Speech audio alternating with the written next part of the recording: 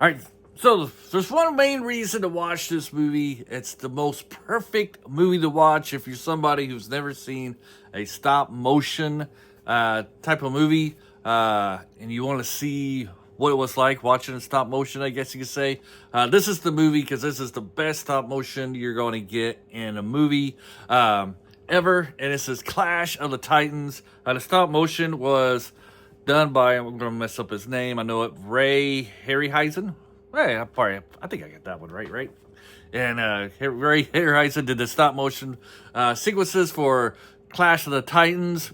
And let's just say they are phenomenal in this one, in this movie.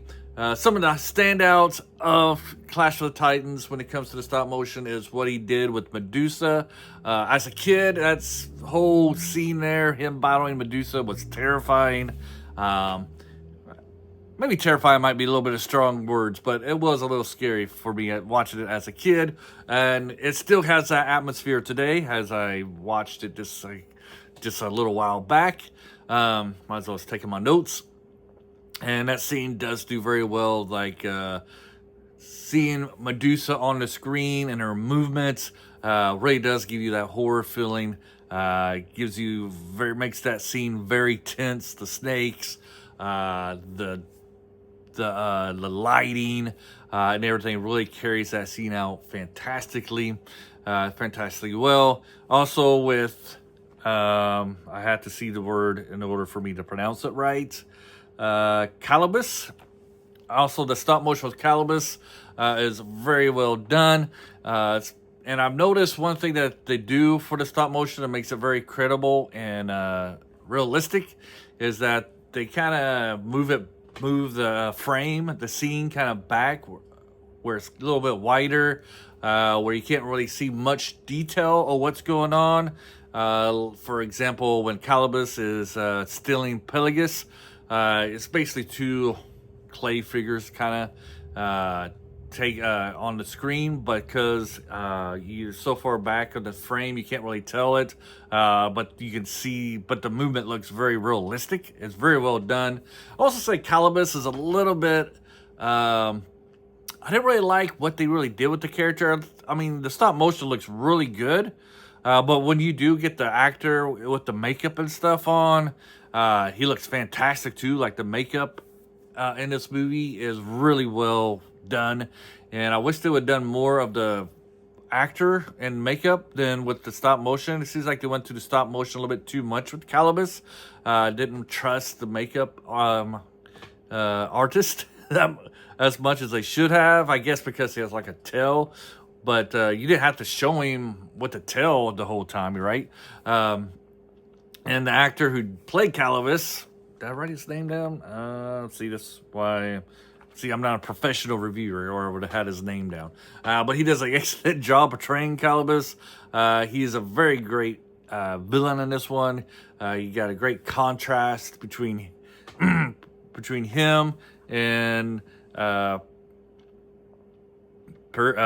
always gotta look at these weird names. It's like this Persis. Played by Harry Hamlin, and this is probably, for me, Harry Hamlin's best role that he's played in. I've seen him in a couple other movies, so I'm not really a fair judge of Harry Hamlin and his career, but I think for me, from what I've seen him in, this is his best job as an actor, best role that he's played in. He's really great. Then you have the great, I don't know if she's really great, but Judy Bowker, man. See, this is why I usually don't pronounce names on my videos. But anyways, you got Judy Bowker, if that's how you say it, playing on Andromeda, who's supposed to be a pretty princess. I want to say she is gorgeous in this movie. And the sets and the costumes are fantastically done. Very great. This is, a very top-notch movie. I think it still pretty much holds up today. I'm sure the stop motion, it's kind of outdated, but in a lot of ways it does look better than today's CGI, especially when they just kind of slop the CGI stuff on there. Maybe that's because of my background, maybe because I'm a Gen Xer and I love practical effects more than I do the CGI, because I feel like they give you texture to the scene, and you actually kind of feel like you're watching something that's real. A lot of CGI today feels like you're just watching cartoon that's been very heightened and what am I going to say, visually, whatever the word is. Sorry, check out my notes here. What else I wanted to say about this? Just forward. Oh, and also you kind of see some remnants of them taken from Superman, an account that Marlon Brando played Superman's father, and Alec Guinness played Obi-Wan Kenobi in Star Wars. You got these veteran actors that are well known, kind of bring credibility to the movie, to the story. Clash of Titans does this as well. To use Laurence Olivier. Oh, man. He's Zeus. And so, that's his role in this one. He brings some credibility, some prestige to this movie, to bring in some of those older audience members who might want to come and watch this movie.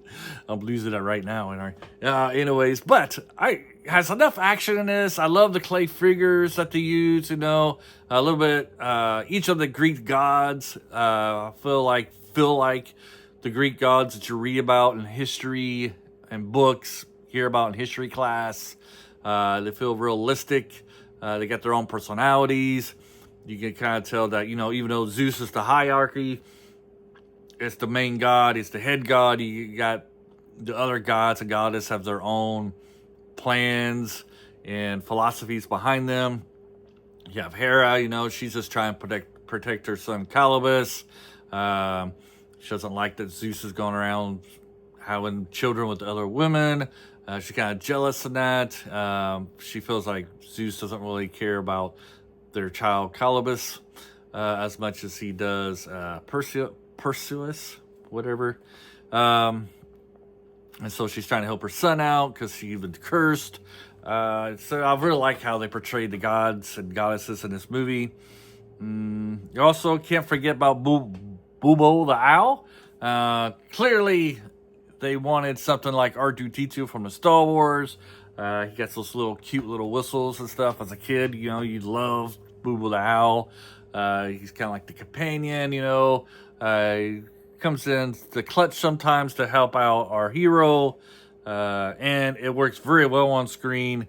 That thing had to be weighing a ton, though, if it was real life. But anyways, you got Bubo the owl very well. Like I said, very well done, very well crafted and made. Oh, and there's one scene I really had to bring out here. There's a scene that's very similar to that of Conan the Destroyer. That's when they go to the island of Medusa. It almost looks like it's shot for shot the same sequence that Conan the Destroyer would have borrowed from Clash of the Titans. You got like an island in the distance. You got water. You kind of foggy, and they're kind of rowboating up there to this island. This reminds me of Conan the Destroyer. I also believe, isn't there like a scene like that in Willow that's very similar to that as well? Maybe it's like an 80s thing. I don't know. But this brought me memories of Conan the Destroyer. Thought that was very, inspirational. That one scene kind of inspired Conan the Destroyer. Had to have. And then Willow. I'm pretty sure Willow has a similar scene in it as well. And I think I like this one better than the 2010 Clash of the Titans heavy CGI. This one seemed like to have more heart, kind of heart. I love the stop motion, so it's very like historic too. If you're somebody who wants to get into like history of cinema, this one would be watch. It's a must watch just because of how well done the stop motion is. Done. It's excellent. Like I said, I think in a lot of ways it's better than modern day CGI stuff. Anyways, that's my thoughts about Clash of Titans. If you're still around, thank you very much. What's your thoughts about Clash of the Titans? If you like it, let me know. Did you like it? Do you not like it? Do you think it's past, in its past in history books? If you're somebody younger and you've seen it, what do you think about it? Do you like the old school style of stop motion? Let me know below. Have a great day. Bye.